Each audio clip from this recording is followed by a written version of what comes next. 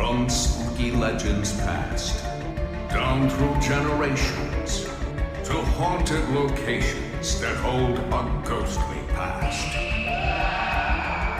Come one, come all, come finders and seekers. Hear the creepy side of NEPA. Welcome to the Creepy Side of NEPA. I am Dan Kosloski. Before we get started with tonight's episode, I'd just like to remind everybody, if you haven't already, please like, subscribe, or follow the Creepy Side of NEPA on whichever podcasting platform that you're listening to us on. Also, if you have a story for the Creepy Side of NEPA, maybe you have a story you would like to share, or maybe just an idea for an upcoming episode, we'd love to hear from you. Email us at ghost@WNEP.com. Again, our email address, ghost@WNEP.com. Joining us for this evening's episode is returning guest Josh Balz.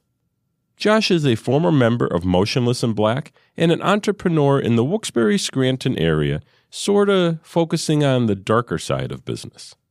Tonight he's going to talk with us and share some stories about his new business venture, the Ritz Theater in downtown Scranton. Josh, welcome back to the show. Thank you for having me. I really appreciate it. Well, thank you for joining us. And this isn't your first time on the show. You've been on a few years ago. Yeah, we did it in the past, and I'm excited to update and talk about some fun things. Last time we talked about one of your businesses in Kingston, the Strange and Unusual. This time, I'm kind of interested in the Ritz Theater, one of your newer businesses. Oh, I think it's great. It's weird because the Strange and Unusual is creepy, and we have a bunch of weird stuff, but the Ritz Theater has the age and has the actual stories that come with it. So it's not just the items anymore. It's a whole backstory. And I mean, I would venture to say that's one of the more historic buildings in downtown Scranton. Am I right? Oh, definitely. It was built in 1907, so it's been through a lot. And it was always a theater, right? It was built as a vaudeville theater, I believe, right? Yep, in 1907, it was started as from Sylvester Poley. It was started as a vaudeville theater in the theater district of Scranton, if you can believe it. There's many theaters right there in downtown Scranton, and the Ritz was one of them. But back then, it was called the Poley Theater. So is the Ritz now, the old Poley Theater, is that the only theater of that time still standing? So do you mean in downtown Scranton or? Yeah, downtown Poley's? Scranton. Yes, it is the only one that is left. There was the Rialto down there. There was another couple other ones, but yes, Ritz is the last one on that block. And obviously, everyone knows of the Scranton Cultural Center, Right? That is a parallel and a block over. But yes, we are the only one left on Wyoming Ave as a theater. Because Scranton history stuff always amazes me, and I always heard of how many theaters there once was in that area. Yeah, it's crazy that's how it was back in the day, where nothing was competition. Everything was, it was just where you went, you'd go hang out in downtown Scranton on Wyoming Ave to see a show, whether it was at the Poley or at the Rialto or such and such. So it's a wild thing. Yeah, it seemed like each theater kind of had its own niche, if you would. Yeah, 100%. Like ours was the vaudeville one, so it housed a lot of bigger situations. So before we get into any paranormal activity in the building, what were some of the bigger names that went through your theater in the past? As far as I know, we had Houdini, Will Rogers, Buster Keaton, Lucille Ball. Those are just a few to name, and we actually are diving down and working with in the historical society to, bring those to life and tell the story more inside of the building. So in its heyday, it was one of the biggest attractions in on the East Coast, which is quite amazing. I mean, just those couple names that you named right there, they're some of the heavy hitters. Oh, huge. I mean, who hasn't heard of Houdini or Lucille Ball, two of the biggest human beings in forever. I mean, if you say Houdini to an 80-year-old and you say Houdini to a 15-year-old, they know who Houdini is, Yep. It's one of those stars that sort of went throughout time. It's crazy. And then, the build, back then it cost $250,000 to build the Ritz Theater and then I think think they're saying with inflation, that's roughly around $7 million to build it. So you knew Wow. they spared no expense building the theater. Now, is the theater now basically like it was back then? Do you know? So it's actually different. So it actually only used to be one floor. So it was one floor with a mezzanine that wrapped around, as far as I know, and it was a 2,000 or 2,500 cap room at the time. I believe in the 50s. Don't quote me on that, but Right. and then when they rebuilt it um with the second floor, and that's how you know it today with. Oh, you broke up a little bit there. You still there? I think we lost you. Can you hear me? Yep, I hear you now. Oh, so it was originally one after the fire into two floors, and that's how you see it today. Downstairs, all the retail spots, and then upstairs, the theater. So the retail spots now, where they are now, is actually part of the theater back then. Yep. So that was actually the floor of the theater, that's where you sat back in the day. Well, so it went through a little bit of changes, but it's mostly still there. I mean, the structure is still there. There's crazy because there's a lot of secret rooms that they kind of left out that I've been finding. I've owned the building for about a year and a half now, and I still find secret passageways every day, which is kind of amazing. Wow, still discovering stuff, huh? It's wild. So since you owned it, or even some stories that you heard of in the past, how about some paranormal activity that might have happened on the property, especially with all that history? So me personally, I mean, the big one is I'm there all the time when the lights are out, when the lights are on.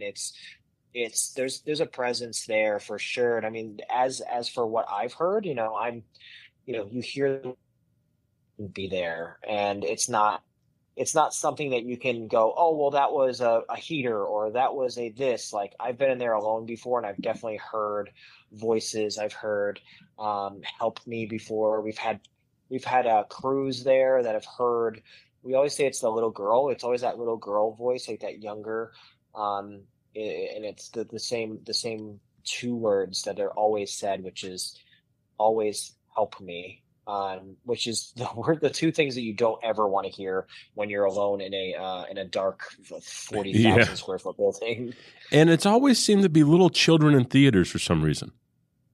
Yeah, I don't know if it's like, because the little girl, I don't know too much about, but I've heard it through, ever since the first second I've been in touch with the Ritz. There's this little girl, and there's no like recollection of if she went missing, if she passed in the building.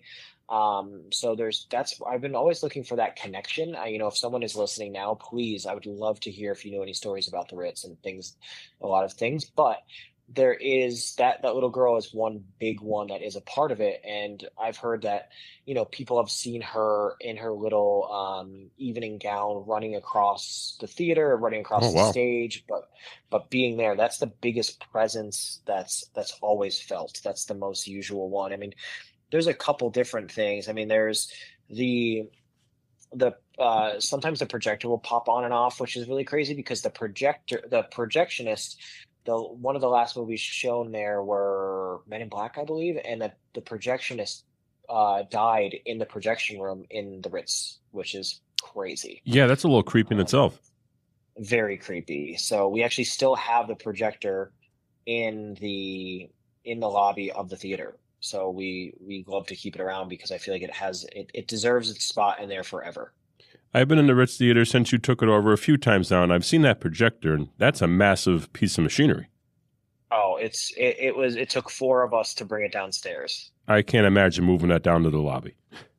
Oh, it was brutal. So, have you seen anything since you took it over? Any paranormal activity? I know you said you heard a few help me's, or any of your staff maybe?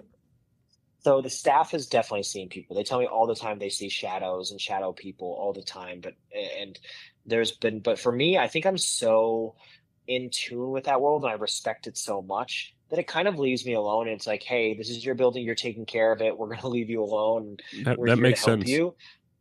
But yeah, there's no like big, there's no big visualizations that I have seen personally, but I know some of my staff has definitely seen. We have our lighting guy, Daniel, who's there, and he's there more than most people. And he's like, he's like, I see shadows all the time, and he's like, I feel the wind blow past me, and it's obviously a dry room. There's no windows open in the entire theater, so there's definitely a presence there that is always felt.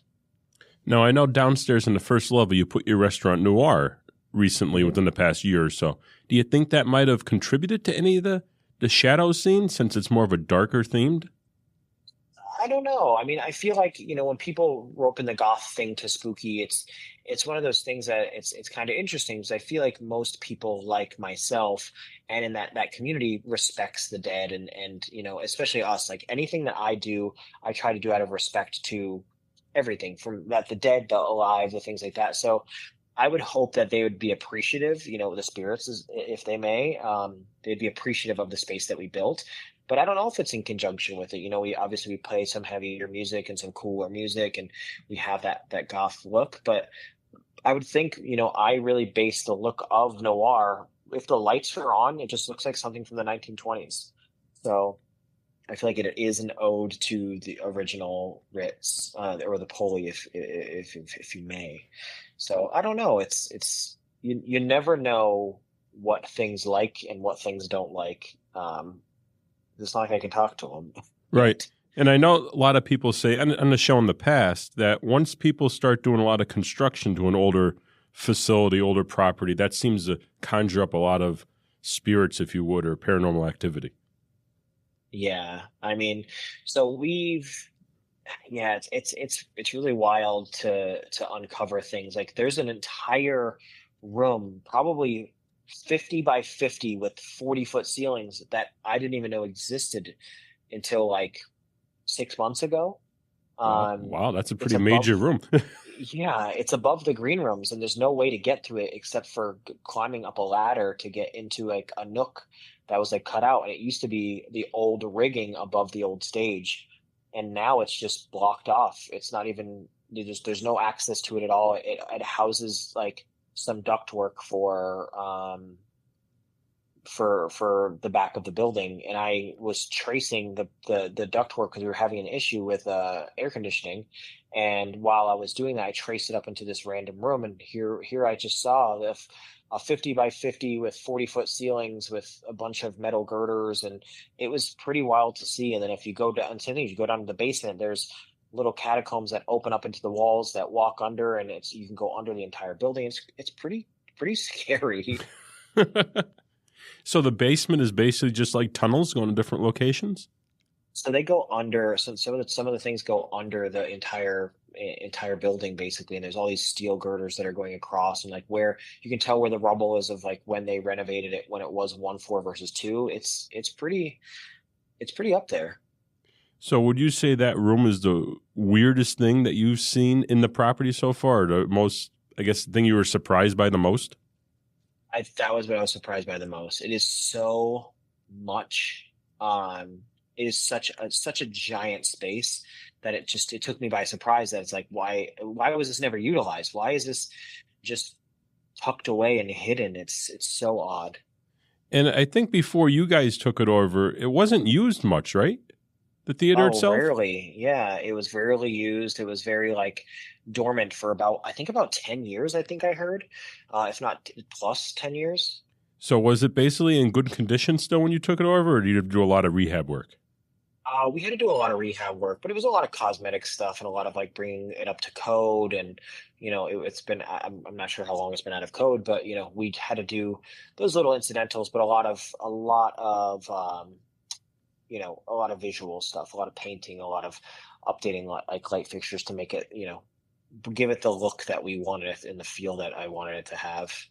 It basically feels like you're walking back in time going into the property. Yeah, and we're just going to keep on pushing that thing and getting it era correct, and you've helped with that as well. And a lot of other people have also helped in giving us that taste of the past, which is quite wonderful. Yeah, it's definitely something I think the downtown businesses should embrace, that their buildings are dating back 100 years, 200 years old. Yep. Oh, yeah. Because not every downtown has something like that. Oh, no. I think Scranton's downtown is one of the best downtowns I've ever been in. I've traveled extensively, and I think Scranton has something special. I definitely agree with you. It's this history not many areas have. And I think that's what makes this area very unique, to be honest with you, especially like not even just paranormal stories, just history in itself, because history and paranormal kind of go hand in hand. Oh, 100%. You know, it's literally the most parallel thing that you can think of. So I know all your businesses sort of tie together between the Ritz, Noir, the Strange and Unusual. How's everything sort of going? It's going well. I mean, there's some hiccups in what we've been doing, but I think the community really supports what I've been doing. And I can't thank the community enough for letting a spooky guy like myself infiltrate Northeast Pennsylvania so heavily, and give my nice twist onto our area and being so open-minded. Where can you go in a small town that there's a goth bar, an oddities parlor, a spooky cafe, an old theater, that gets heavily supported like I do. And to be able to lean into the paranormal, and I feel like our area loves being weird, loves being spooky, loves the ghost aspects, loves the paranormal, loves apparitions. Like it's crazy. Like it's quite amazing. Oh, I definitely agree. When I started this show back, I believe it was 2019, right around the Halloween season I started it. I thought it would be like 4 or 5 episodes right around Halloween. Some people share their stories, maybe a couple haunted locations, that's it. But it's still going, and I still get emails weekly on different stories, different locations. It's crazy once you start. Yeah, I agree. And it seems like everybody, even if they don't want to admit it, they have that one story that they can't explain. There's always some feeling. It's that it goes back to that situation where, that feeling you get when you go up the basement steps. Yep. And that's that feeling that you'll get. Everyone at least has that story of like something there. Yeah, something that they can't explain, some feeling that they had, something like that. Yeah. So it's crazy. So I don't really want to put you on the spot here, but I know you guys have a lot of different shows coming through the theater and stuff, and you don't just have music, you have comedians, you show some movies. Do you have any big events coming up planned in the next couple of weeks? We do, actually. We're announcing some pretty big shows within the next couple to few weeks here. We just announced Hinder. We just announced some other things. We will be having some theater coming through and some plays that we've been working on for the fall. We're still trying to get that. We have dance groups coming in, so we're trying to go all over the spectrum when it comes to music, talent. But we just want to be an entertainment hub, whether that's dance groups, music, seminars. Like, we want to be everyone's one-stop shop for entertainment. And I like how you just don't have one sort of kind of entertainment. You sort of cover everything. Like I said, from movies to kid shows to musical acts coming through. Oh, 100%. And if anyone wanted more information on any shows coming through, what would be the best way for them to find it? You just go to the ritztheater.com. Super simple. We have all of our updated available shows right there on the website. And if anybody has any questions, there is an info on that, and you just email us, and it goes to one of us, and we'll take care of you. Okay, sounds good. I liked it. Thank you for joining us tonight. Of course, anytime. I am down to talk about anything weird ever. Well, this is a great space for it. I love that. Have a great night. You have one as well. Thank you for listening to this episode of The Creepy Side of NEPA. Please be sure to follow us on Facebook at WNEP's Creepy Side of NEPA. That is the best way to always be informed on the latest show information. Until next time, enjoy The Creepy Side of NEPA. This has been The Creepy Side of NEPA. If you have a spooky story that took place in northeastern or central Pennsylvania, send it to ghost@WNEP.com for your chance to share it on an upcoming episode. We're dying to hear from you.